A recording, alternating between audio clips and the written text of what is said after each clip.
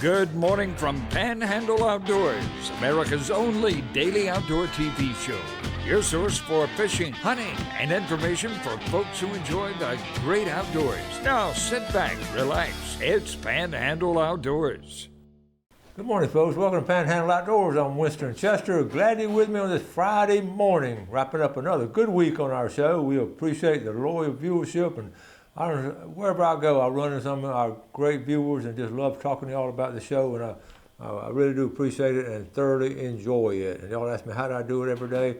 I said, I'm not sure, but I've been blessed to do it. I consider it a blessing to come to you every morning. Let's take a look at the weather brought to us by Gulf Coast Air Conditioning. Drew Pollard and hard-working crew taking care of everyday comfort needs. Today's high 83, low 74. Very similar to what we've had in the past. It's dropped that back down to 82 degrees. Remember, it sort of jumped up and back down, so interesting watching the end of the pier temperature. River reading brought to us by Panama City, Coca-Cola. We're looking at the Apalachicola Blunt down to 6.8, just steady. And the Choctawhatchee at a 4.4, and it's steady. Both rivers, there's going to be a bunch of fish caught off the river systems here in the Florida Panhandle this weekend.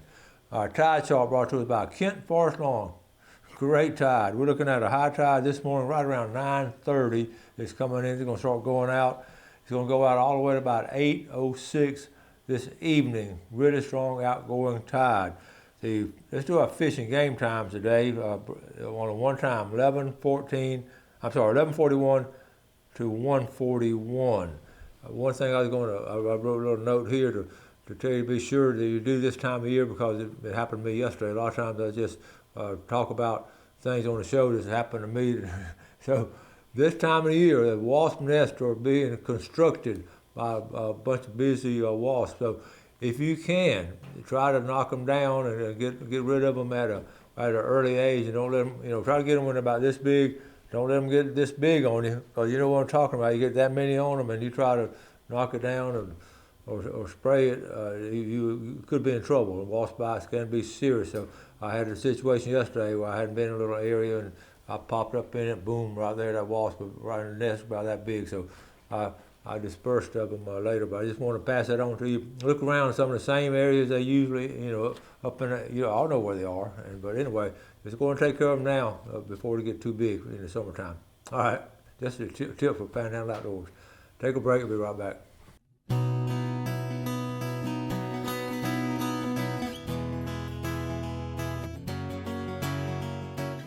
Okay, welcome back. I have some correspondence here I want to share with you. This is from Sherwin Prowse, and let me give you Sherwin's background. He's a retired contractor, built a bunch of homes here in this area, and fine homes, but he's been an avid outdoorsman his whole life, and he brought up a very valid point, and it's long, but it's got some good questions, good information in it, so I want to share it with you. I won't read the whole thing. Here it is right here.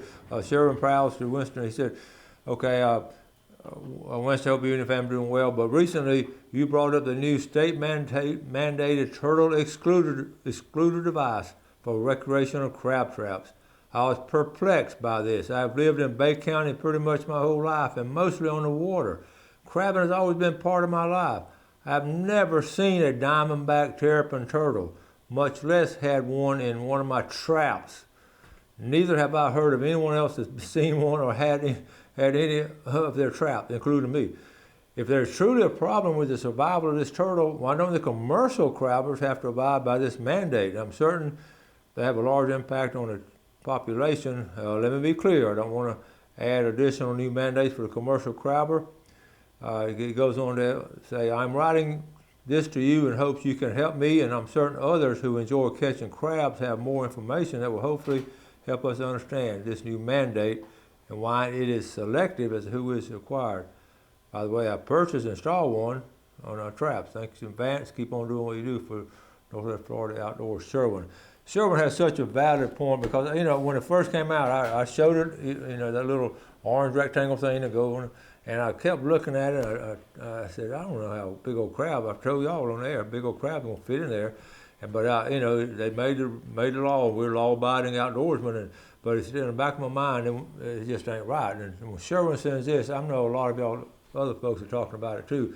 I had no idea the commercial crabbers didn't have to do it, which makes no sense. That I do my crabbing at the end of my dock. Within 100 feet of my dock is a row of commercial crab traps, and I used to catch on a weekend. I'd catch anywhere from 9 to a dozen crabs, and now I'm lucky to catch 2 or 3, and because the population is going down. With that being said, I've got to put that excluded device on my crab trap, and those row of 5 or 6 out there in front of my dock, they don't have to do it. What about that terrapin? Which one is he going to pick out to crawl in? It don't make sense. Sherwin, that's a very valid point. I'm going to ask the FWC and try to get some clarification. And what we need to do next time they have a meeting close by, a bunch of us need to go there and tell them how that just don't make sense. It really doesn't for this area up here. I don't know if it's a problem somewhere else, but anyway, thank you, Sherwin Prowse, for sending that. I know a lot of other people feel the same way. They just enjoy recreational crabbing. Okay, a couple of quick pictures here. We're going to start. Let's jump down to on David Rich down here. Rich's IGA. He took his mama lunch at the Honey Hole. This is a Mother's Day live action. Mimi caught all the big ones. Just a little 3-hour trip. Good job. That would show your son how to catch those fish. But now listen, he caught one. That's a nice one right there. And a good mess. Little 3-hour trip. Taking kids or older people about 3 hours is a good amount of time to spend on the water. It really is. Okay. This is a good one. Mike Edwards. Okay, this coming from the Choctahatchee River. Way to go, Mike. Anyway, Choctahatchee River, that's some beautiful, look at those fish. Folks, when I tell you in the fishing report that the brim are biting, you see the proof right here. Man, don't they look good? That is truly a fine mess of fish, and thank you, Mike Edwards. And Mike was a home builder, and Sherwin Prowse, and they've all loved the outdoors. Got them nice there, good box of fish right there. Okay, here it is down here. The surface bite was on, so I made this is Terry at Blue Water. I made my Paul Brown act like a surface lure. I hooked 2, got 1 to the boat, and he was in his kayak and released it. I put my glasses on this time for a picture. So here's the picture. Here's Terry down at Blue Water and fishing with a kayak, but look at there at the lure. Paul Brown, we hadn't talked about it much lately, but it is a fine lure for the redfish and the trout. It's sort of suspended bait, and you get a chance to run the blue water and pick up one of those. Okay, instructions said to test run in a barrel before installing on the boat. So, not sure why. Okay, if you know, you know how to test run it. Mark Deaton is down there at Lake Talquin, up there, I guess, from here. And what he's talking about, Lake Talquin has some big gators. He's cleaning the fish. Everywhere you clean around these docks up there on the lakes, you see what's coming up right there. That's just a natural occurrence. So be careful. Don't have any dogs in the water or anything like that when you clean the fish up there. Mark caught a good mess of fish. Okay, let's go and take a quick break, and we'll be right back.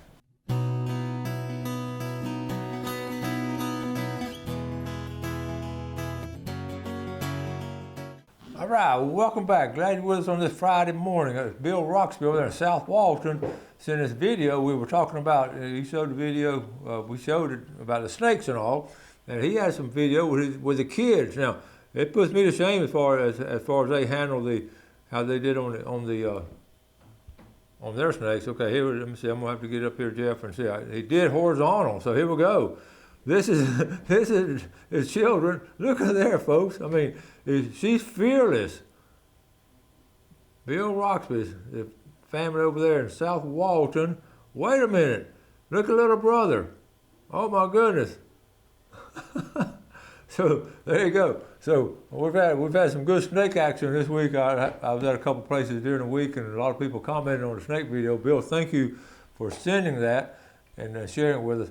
Now, what like I say, when I'm out talking to different people, running into people, I ran into Fred Denicky the other night. There was a group of people, and Fred and Kathy watched the show every morning. Fred's family had Tadlock piano and organ for years, and Ted around my age, and he's retired and loves to fish. And Kathy used to teach science up there at Moses. I've known them a very long time, and they were avid viewers of our Panhandle Outdoor show. And he was telling me, though, how much he enjoyed the history segments. Every now and then want to do something on history. That he just thoroughly enjoys that. Now, he was the third person in the last couple of weeks to tell me those exact words. So I may start bringing in more history stuff on occasion. I do it about once every 3 weeks maybe. So I may start doing once every week or two, just a little short segment on history, and especially in the outdoors here in Florida Panhandle, because it ties in with so many different places. So I was thinking last night after I talked to Fred that it was really just a cool thing to do. All the stories I've been able to put together, and one of the things I was doing back in the 80s, I was collecting old fishing tackle. Gail and I started collecting old fishing tackle I mentioned years ago on the show when her dad wanted me to have his old tackle box, and of course Dad gave me his old tackle box, and I just admired the head and flugers and the Lucky 13s, and I was just enthralled with them. So then we just started, I had to go to the yard sale or flea market or something, messing around and say, look at that old lure there, we'll pick it up. We were the first ones, honestly, that ever started collecting fishing tackle in this area. So we did this back in the late 80s, and then in the 90s we got really serious about it, and we were able to get some really good fishing tackle, really old antique tackle. And I got it, found out other people, some other people, some friends of mine started collecting with me, and we started the Bay Antique Tackle Club, and it spread on to the Florida Antique Tackle Club, and it was started National Fishing Lure Collectors Club. We hit it hard in the 90s and really have a great collection of old fishing tackle, and I don't know why we just enjoyed it. So, but I want to bring out one that ties in with the Florida Panhandle, and this right here is called a Clay's Redhead. Okay, I'm just going to show it to you. We have a lot of stuff in display boxes. Now, what's fascinating about this? This comes from the late 20s and early 30s, okay, there's a patent on it. What's fascinating about this is a Mr. Clay, Van Clay, up there in Thomasville, Georgia, and you know how those Georgia people love to come down to the coastline down, they would say, let's go to the coast.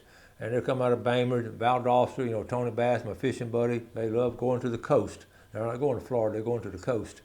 But that's a long-standing tradition with those South Georgia folks. And he loved coming down here. He had that hardware store, but he'd have somebody running on Saturday. He'd come on Friday to Apalachicola Bay and stay there in Apalachicola. And he had a Lucky 13. And he loved catching those trout. He just loved catching trout. And he would throw it out there, and that Lucky 13 would sink a little bit, and then it would get caught on an oyster bar, of course. And he'd pull on it, and then he'd lose it. And he got aggravated because he started losing so many Lucky 13s. So what he did, I love the innovation these guys had. He, a little hardware guy. So he went back up to Thomasville. He kept thinking about it. I can't keep losing these. They cost money. So what he did, he came up with this idea. Let me open this up. He came up with the idea of having what he called a retrievable minnow. Okay. I'll get Gail to put it back in there, right? Okay. So he loved the redhead. It's called a Clay's Redhead Retrievable Minnow. But the key to it, okay, the patent, he actually got a patent on this, was that he put a spring in here, okay, he hollowed it out, and put a spring up here to hold, and it was tied in, up right in here. Now, so what it would do, I'm not going to pull this hard, let me get that pin out of there. Okay, so what it would do, and you might not can see it, let me see, okay, I guess you can see it. It would get on the oyster bar. Pretend this is an oyster bar right here, okay? So he's fishing, so it would hook on the oyster bar right there. So then what he was able to do, he would pull it, and that spring, okay, that spring would pull, but it would pull more than this, but it would pull. You can see it pulling a little bit. And he would pull, and then he would let go of it, and supposedly when it let go, it would be unhooked and float back up. And I just fell in love with these old lures. They're very hard to find. We were able to find one. And what's really hard when you're collecting things is actually get the box itself, because so many people, so many old fishermen bought the lure, put this in a tackle box, and threw the box away. And that's why the boxes is so hard to find. So anyway, that's the story on the Clay's Redhead. That was during the late 20s and early 30s. And then it was so popular, he made some more of them. But I know y'all can envision all those things happening. So that's sort of our history story today. It ties in with the Florida Panhandle with our avid South Georgia fishermen that come down on a regular basis. The Clay's Redhead. So that's probably 70, 80 years old right there. They could tell some stories, you think, and come in different colors. So anyway, I wanted to share that with you. All right, let's go from past to present. And present, we're gonna draw. We're gonna do our drawing. Thanks to Tarpon Dock Seafood for all the good things they give our viewers. It's gonna be a $20 gift certificate. And we're looking at the winner of the $20 gift certificate from, okay, Tom Martin. Tom Martin, been one of our viewers for a long time. Up in Bayou George. Tom, hope you're doing well. Had a little bout with had an accident. Hope you're doing well, Tom. Now the winner of the Big Red Snapper, Rodney Johnson. So Tom Martin and Rodney Johnson are our winners. Now we're gonna get set up for our big Friday fishing forecast. So let's take a break and we'll be right back.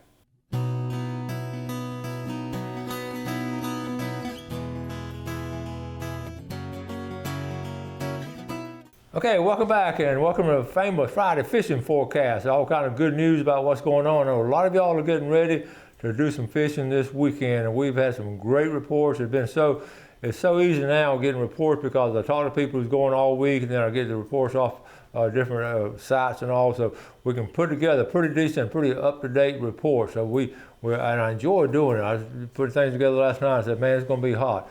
Talked to Billy Grantham yesterday. We were talking about how Lake Seminole is just red hot. You can go, all the boat ramps have trucks and cars and trailers and all packed up, and that's throughout the whole area. Here it is. Here's Lake Seminole right here. Taking a look at Lake Seminole, we've got here's a dam, Woodruff Dam Overlook, and that was named after Mr. Jim Woodruff, who was actually a politician, and he was anyway instrumental in building that dam. So you got Lake Seminole, you got all the feeder creeks that come into it.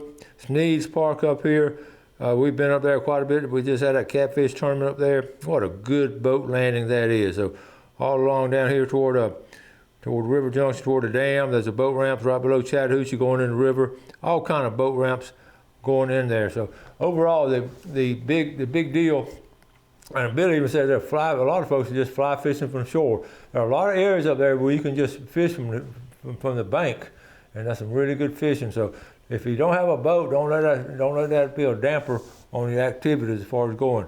I wrote down now different things. The first thing I wrote down was brim, and you saw the pictures we had, and it's just a bunch of stuff going on in all different areas. You saw the Rich family, how they went down last weekend and caught some all over the river. Howard Creek's been red hot. All the areas have just been really good. We've got a Memorial Day tournament, don't forget, coming up. But anyway, brim fishing from the Choctawhatchee to the Ocklawaha and all in between is going to be good this weekend. Got a full moon coming up in about another week or so, and it's just, I can't get over how much I know. Carl Andrews, he's going to be, he's leaving Sunday morning, going to spend the whole week down at the end of the road down at the fish camp, and I guarantee you he'll be catching some fish. I think he's going to take some. He's taking some friends with him, but I don't know if he lost my number or what. But he's glad. He's always good about taking us. So anyway, a lot of folks it's just part of the spring tradition. Is brim fishing. We really want to emphasize that, especially you new folks that move down this time of the year. They're getting after those brim. And of course, the bass go along with it too. Now let's go to coastal fishing along the shoreline here. Well, let me go ahead and mention Teologian Hospital, Teologia Creek right here, and right here. Teologia Creek goes into the Ocklawaha River, and that's just some of the finest areas I've ever fished. It's the old Teologia Creek area. So if you get a chance to go to Teologia Creek and go into Ocklawaha, that's all good landings. Okay. So anyway, getting back to shoreline, it's been a good week on the Choctawhatchee Bay. I saw some good pictures posted. There was some bluefish running through the bay. A school of blues. They had a good week on redfish over there. And also the white trout was in that area. So Choctawhatchee was pretty strong this week as far as the coastal fishing there on the inshore there. Now move real quick, I wrote down, let's see, near shore, there were several cobia caught again this week. And most people are catching them and releasing them, but some decent size, some 30-pounder, 30, 40-pounders. But it's been a steady bite on cobia, not a lot, but it's just, one here, then the next day or two, another one caught. So I think I documented 3 or 4 different boats catching some cobia. Now these are the big boats and all. It's not a weekend fisherman like most of us. Don't forget now we'll have all kind of cool things coming on coming up next week. Before I forget about it, on Monday's show we're going to have the Bill and Bill show coming back. We'll be out of town, so that'll be all kind of fun things they're going to have. They're all excited. Bill and Bill excited about coming on the show. But anyway, wrapping up my report, it's going to be a good weekend to get out anywhere. Wade fishing, like I said last week, wade fishing is going to be really good. The bridge fishing, go down here to, I always love going to Apalachicola right here. Bridge fishing, East Point, off the bridge there. Again, wade fishing back behind St. George Island. The redfish is going to be good. I haven't had many pompano reports this week. I have had some good reports fishing off the Cape on redfish. Also, down here in Indian Pass, have been some. I had a good report. But the Cape fishing, the redfish is basically what they're catching now in the surf, and they're catching. I know Scoop Jackson and some of those.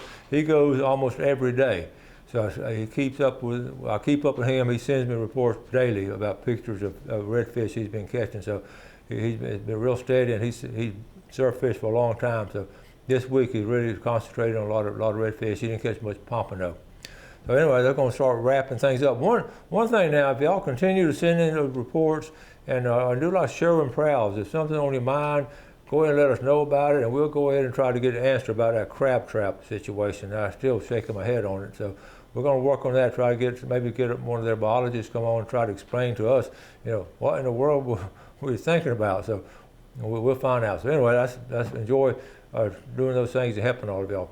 Got to wrap it up. Y'all have a great weekend. Enjoy the beautiful outdoors. And we're talking about taking care of it. Just share it with other people and then teach them to take care of it. And don't abuse it. Don't throw your trash down. Just take care of outdoors. Okay.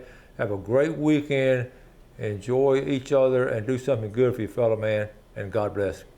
Thanks for watching America's only daily outdoor TV show, Panhandle Outdoors with Winston Chester, featuring hunting, fishing, and other activities and information to help you enjoy the great outdoors. Join us next time for Panhandle Outdoors.